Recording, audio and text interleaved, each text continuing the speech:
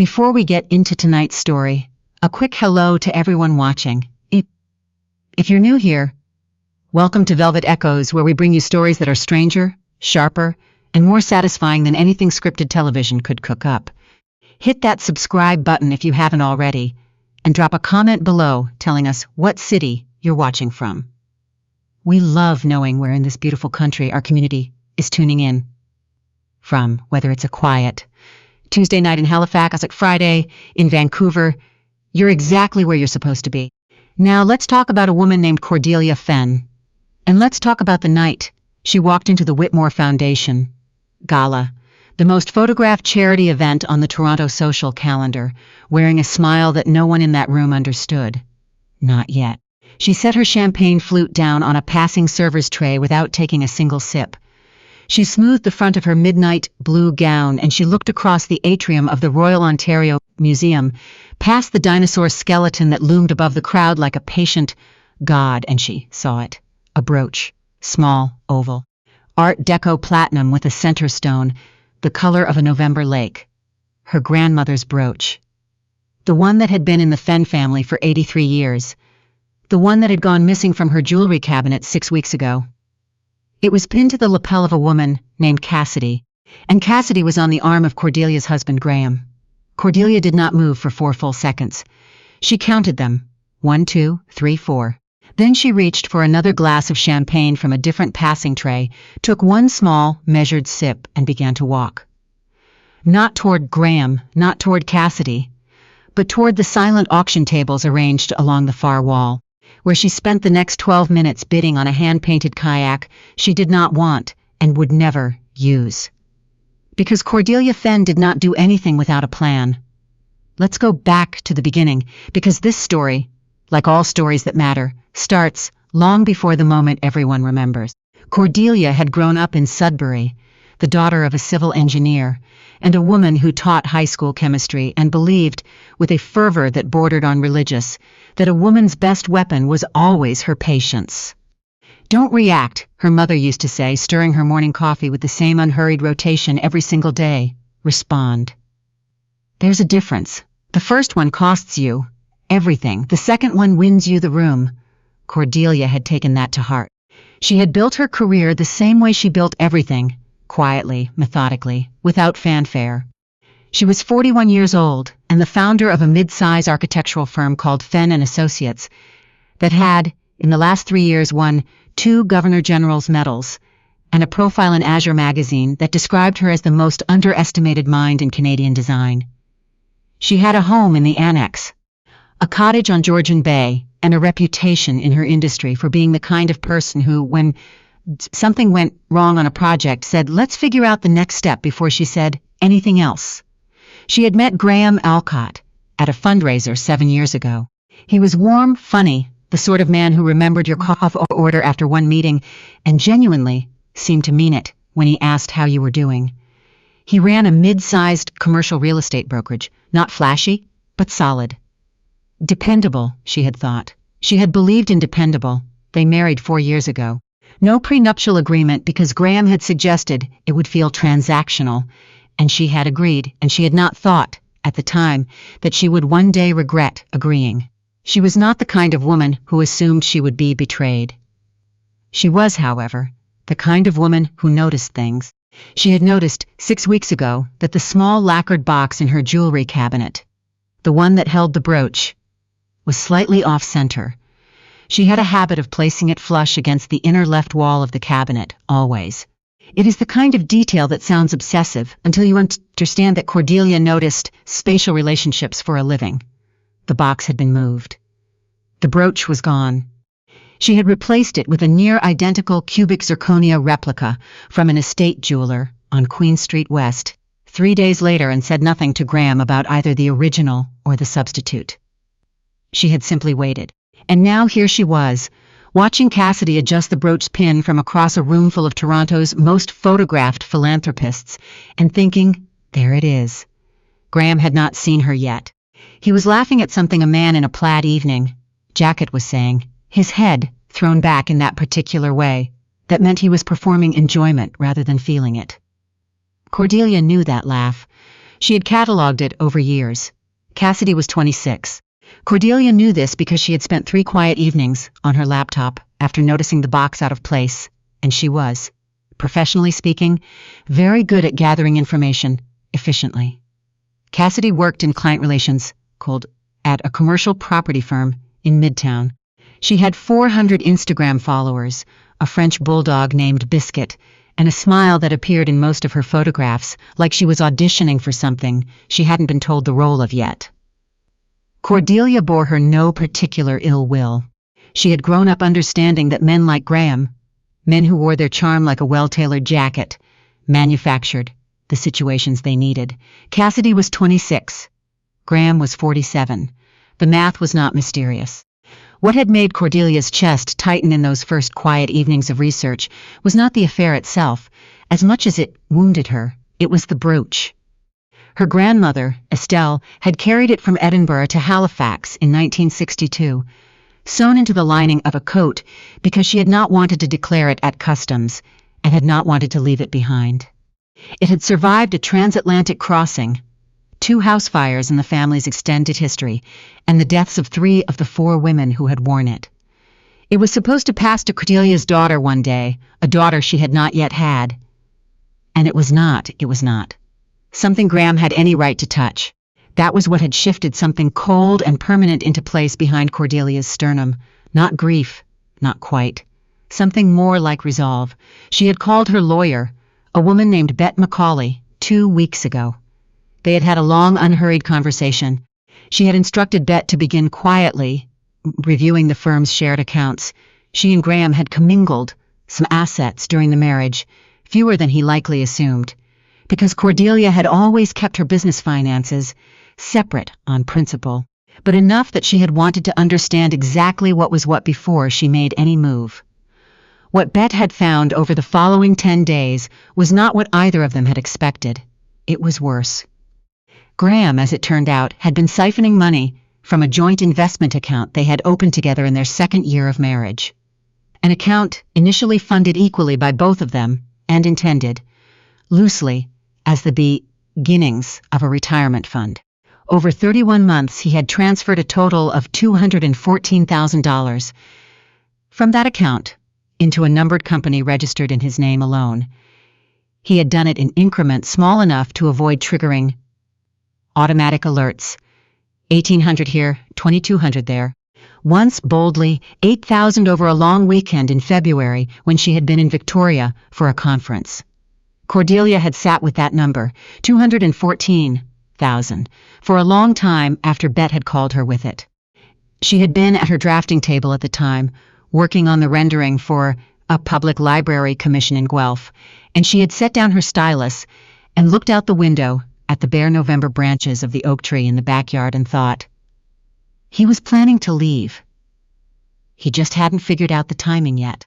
That was the thing that broke something open in her, quietly and entirely. Not the money, not even the brooch, the calculation.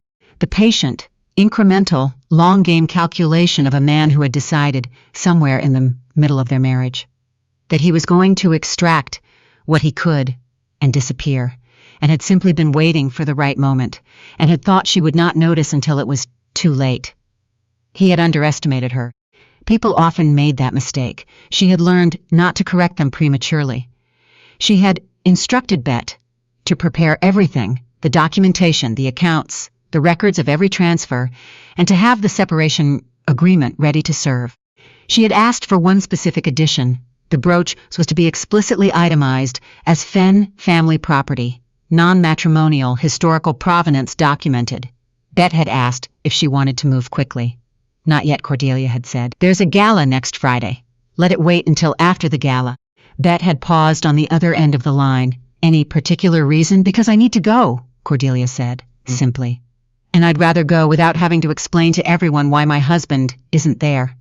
There was a longer pause. Then Bet said, fair enough. The Whitmore Foundation Gala was, in theory, a fundraiser for early childhood literacy programs across Northern Ontario. In practice, it was the event at which a specific stratum of Toronto society conducted its annual review of itself. Who had risen, who had slipped, whose marriage appeared to be fraying, whose renovation had finally finished, who was wearing what and whether it was the right choice. The guest list was curated. The venue, the rotunda of the ROM, was spectacular in the particular way of things that have been spectacular for long enough that they have stopped the ceiling soared. The Jan was Fra presided, which someone always complained about, and everyone else always defended.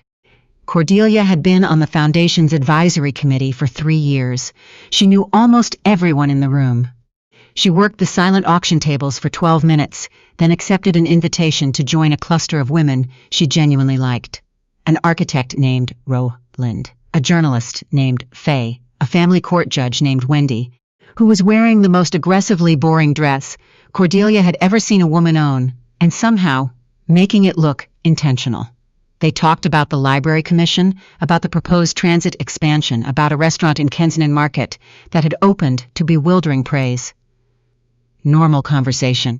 Easy conversation, the kind Cordelia was good at. She did not look at Graham, not obviously, but she knew where he was. She always knew where he was. 6 years of marriage trains you in the specific geography of another person, their preferred position in a room, the angle at which they hold a drink, the slight forward tilt when they're nervous. Graham was nervous. He had seen her within the first 15 minutes of the gala, across the atrium, and had done the thing people do when they panic. He had turned slightly away and laughed more loudly at something, creating the impression of a man who was absolutely not concerned about anything at all. Cordelia had noted this and moved on. Cassidy, for her part, had not yet understood that there was anything to be nervous about. She was, Cordelia observed from a careful distance, not an unkind-looking person. She was pretty in an open, uncomplicated way, and she was wearing a dress that was a little too formal for her. The kind of dress someone wears when they want to seem like they belong in a room, rather than because they always have. She laughed at the right moments. She asked questions when appropriate. She was, Cordelia thought without meanness, doing her best. The brooch, however, was not hers to wear, and it was time to address that. At 9:43, Cordelia excused herself from Rosalind, Faye, and Wendy, picked up a fresh glass of sparkling water, and walked, unhurried, diagonal, the path of a woman going nowhere in particular, until she was standing 2 meters from Graham and Cassidy and the man in the plaid jacket, whose name she recalled was Dennis and who had made his money in logistics. Graham, she said. He turned. For one unguarded half-second, she saw it, the specific configuration of a man realizing he has run out of room to run. Cordelia. He recovered quickly. He always recovered quickly. I didn't know you'd be here tonight. I'm on the advisory committee, she said pleasantly. I'm here every year. A pause that lasted approximately 1 century. This is, he began. Cassidy, Cordelia said. She turned to face the younger woman directly, warmly, with a smile that did not quite reach her eyes, but was indistinguishable from one that did, to anyone not looking closely. I recognize you from the Foundation's volunteer roster. You helped with the book drive in October, didn't you? Cassidy blinked. Yes, I did. It was a wonderful event. You did great work. This was not a calculated cruelty. Cordelia meant it. She simply also meant everything that came next. She let her gaze drop briefly to the brooch, just long enough. Then she raised her eyes back to Cassidy's face and said, with the same warm, unreadable expression, That's a beautiful piece you're wearing. Platinum, Art Deco. You don't see that setting very often. Where did you find it? Cassidy's hand moved instinctively to touch the brooch. It was a gift, she said, and something in her voice shifted. Something that was not quite guilt, but was adjacent to guilt. The sounds of someone who had, perhaps, wondered once or twice and filed the wondering away. It's stunning, Cordelia said. My grandmother had something very similar. A Fenn family piece. We've had it for over 80 years. I've always thought those stones were extraordinary. She paused. One beat. Just one. Yours must have come from a very thoughtful person. She looked at Graham. Graham looked at his shoes. Dennis, in the plaid jacket, appeared to be calculating the fast exit route. What happened next, what Cordelia could not have fully planned for, was that Cassidy said nothing for a moment, and then said, Excuse me.